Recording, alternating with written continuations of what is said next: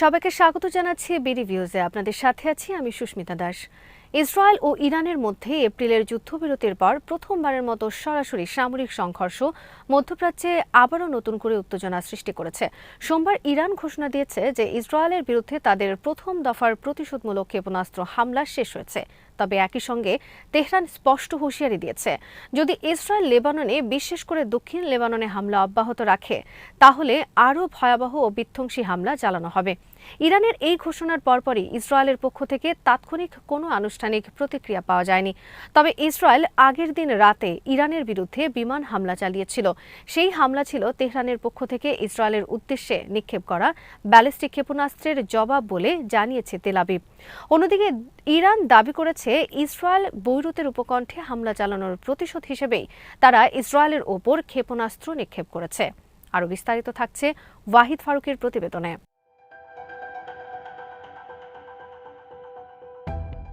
এই উত্তেজনাপূর্ণ পরিস্থিতির মধ্যেই যুক্তরাষ্ট্রের প্রেসিডেন্ট ডোনাল্ড ট্রাম্প উভয় পক্ষকে অবিলম্বে গুলি ও ক্ষেপণাস্ত্র হামলা বন্ধ করার আহ্বান জানান। তিনি বলেন, ইসরায়েল ও ইরান উভয় দেশেই তাৎক্ষণিক যুদ্ধবিরতি চায় এবং শান্তি প্রতিষ্ঠার লক্ষ্যে চূড়ান্ত আলোচনা চলছে। তবে তিনি সতর্ক করে বলেন, অজ্ঞতা বা বোকামি যেন এই প্রক্রিয়াকে ব্যাহত না করে।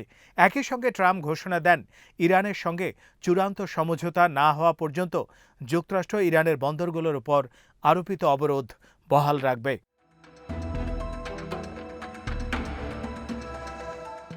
নতুন করে শুরু হওয়া এই সংঘর্ষ বিশ্ববাজারেও তাৎক্ষণিক প্রভাব ফেলেছে। মধ্যপ্রাচ্যে যুদ্ধ বিস্তারের সংখ্যায় আন্তর্জাতিক বাজারে অপরিশোধিত তেলের দাম প্রায় 4% বেড়ে যায়। বিশ্লেষকদের মতে, সংঘাত দীর্ঘায়িত হলে জ্বালানি বাজারে আরও বড় ধরনের অস্থিরতা সৃষ্টি হতে পারে। একই সঙ্গে যুক্তরাষ্ট্রের মধ্যস্থতায় চলমান যুদ্ধ অবসানের কূটনৈতিক প্রচেষ্টাও গুরুতরভাবে ক্ষতিগ্রস্ত হওয়ার আশঙ্কা তৈরি হয়েছে।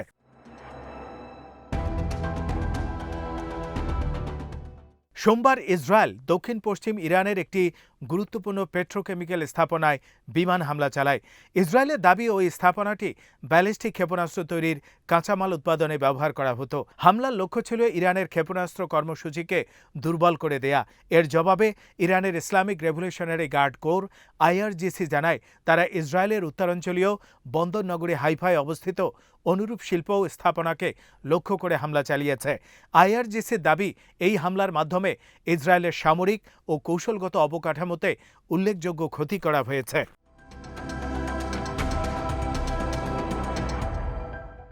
এপ্রিলের যুদ্ধবিরতির পর এটিই ছিল ইরান ও ইসরায়েলের মধ্যে প্রথম সরাসরি সামরিক হামলা, পাল্টা হামলার ঘটনা। বিশ্লেষকদের মতে এই সংঘর্ষ যুক্তরাষ্ট্রের প্রেসিডেন্ট ট্রাম্পের যুদ্ধবন্ধের উদ্যোগকে জটিল করে তুলতে পারে। ফেব্রুয়ারির শেষ থেকে যুক্তরাষ্ট্র ও ইসরায়েলের যৌথ সামরিক অভিযানের পর থেকে অঞ্চল জুড়ে উত্তেজনা অব্যাহত থাকলেও যুদ্ধবিরতির কারণে পরিস্থিতি কিছুটা নিয়ন্ত্রণে ছিল।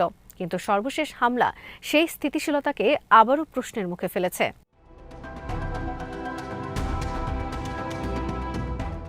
ইরানের সামরিক সদর দপ্তর এক বিবৃতিতে জানিয়েছে, লেবাননের বিরুদ্ধে ইসরায়েলের আগ্রাসনের উপযুক্ত ও বেদনাদায়ক জবাব দেওয়া হয়েছে। বিশেষ করে বৈরুতের উপকণ্ঠে রোববারের হামলার প্রতিশোধ হিসেবেই ইসরায়েলের বিরুদ্ধে এই সামরিক অভিযান পরিচালিত হয়েছে। বিবৃতিতে আরও বলা হয়, আপাতত সশস্ত্র বাহিনীর অভিযান স্থগিত করা হয়েছে। তবে দক্ষিণ লেবানন সহ অন্য কোথাও যদি ইসরায়েলের হামলা অব্যাহত থাকে তাহলে ভবিষ্যতে আরও কঠোর, আরও বিধ্বংসী এবং আগের তুলনায় অনেক বেশি শক্তিশালী সামরিক পদক্ষেপ নেওয়া হবে।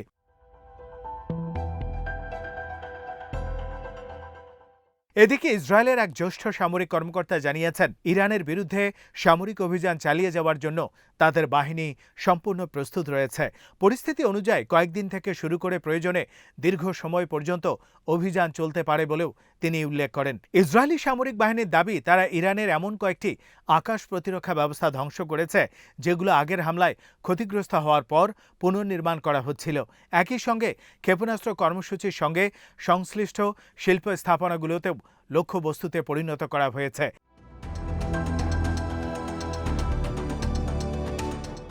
অন্যদিকে ইরানের আধা সরকারি তাসনিম বার্তা সংস্থার বরাতে এক সামরিক সূত্র জানিয়েছে, তেহরান দীর্ঘস্থায়ী সংঘাতের জন্য প্রস্তুত। শুধু ইসরায়েল নয়, প্রয়োজন হলে মধ্যপ্রাচ্যে মার্কিন স্বার্থের বিরুদ্ধেও নতুন করে হামলা চালানোর সক্ষমতা ও প্রস্তুতি তাদের রয়েছে।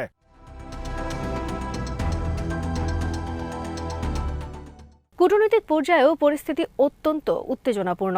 ইরানের পররাষ্ট্র মন্ত্রণালয়ের মুখপাত্র ইসমাইল বাঘাই বলেছেন, ওয়াশিংটনের সঙ্গে যোগাযোগ অব্যাহত থাকলেও তা চরম অবিশ্বাসের পরিবেশে চলছে। তার অভিযোগ, লেবাননে ইসরায়েলের সাম্প্রতিক হামলার উদ্দেশ্য ছিল চলমান কূটনৈতিক প্রচেষ্টাকে ব্যর্থ করে দেয়া।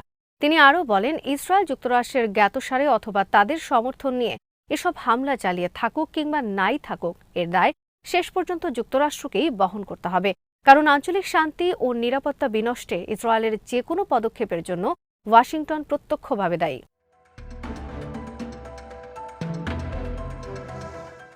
সোমবার ইরানের রাজধানী তেহরানেও বিস্ফোরণের শব্দ শোনা যায়। দেশটির আধা সরকারি মেহের বার্তা সংস্থা জানায়, রাজধানীর আকাশে একটি ড্রোন ভূপাতিত করেছে বিমান প্রতিরক্ষা ব্যবস্থা।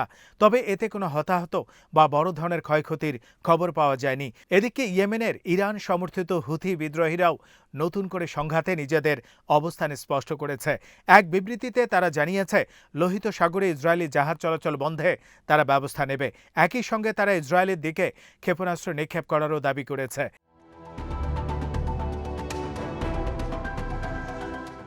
এ পর্যন্ত আঞ্চলিক এই যুদ্ধে হুথিরা তুলনামূলকভাবে সীমিত ভূমিকা পালন করলেও তারা লোহিত সাগরের গুরুত্বপূর্ণ প্রবেশমুখ নিয়ন্ত্রণ করে।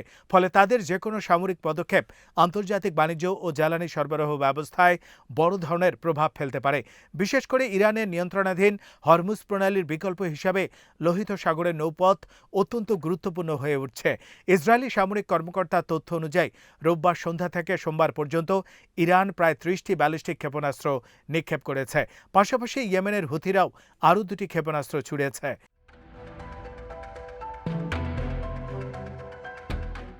ইসরায়েল আরও দাবি করেছে, তারা ইরানের মাহশাহার পেট্রোকেমিক্যাল কমপ্লেক্সে হামলা চালিয়েছে। তাদের অভিযোগ, ওই স্থাপনাটি ইরানের ক্ষেপণাস্ত্র কর্মসূচির জন্য প্রয়োজনীয় কাঁচামাল উৎপাদন ও রপ্তানিতে ব্যবহৃত হতো। ইরানের একটি প্রাদেশিক কর্মকর্তা স্বীকার করেছেন যে হামলায় কারখানাটির কয়েকটি অংশ আংশিক ক্ষতিগ্রস্ত হয়েছে। সর্বশেষ এই সংঘর্ষ মধ্যপ্রাচ্যের নিরাপত্তা পরিস্থিতিকে আরও অনিশ্চয়তার মধ্যে ঠেলে দিয়েছে। একদিকে ইরান স্পষ্টভাবে জানিয়ে দিয়েছে, আপাতত হামলা বন্ধ থাকলেও ভবিষ্যতে যে কোনো নতুন ইসরায়েলি পদক্ষেপের কঠোর জবাব দেয়া হবে। অন্যদিকে ইসরায়েলও সামরিক অভিযান চালিয়ে যাওয়ার প্রস্তুতির কথা জানিয়েছে। ফলে যুদ্ধবিরতি কার্যকর থাকলেও পরিস্থিতি অত্যন্ত ভঙ্গুর অবস্থায় রয়েছে।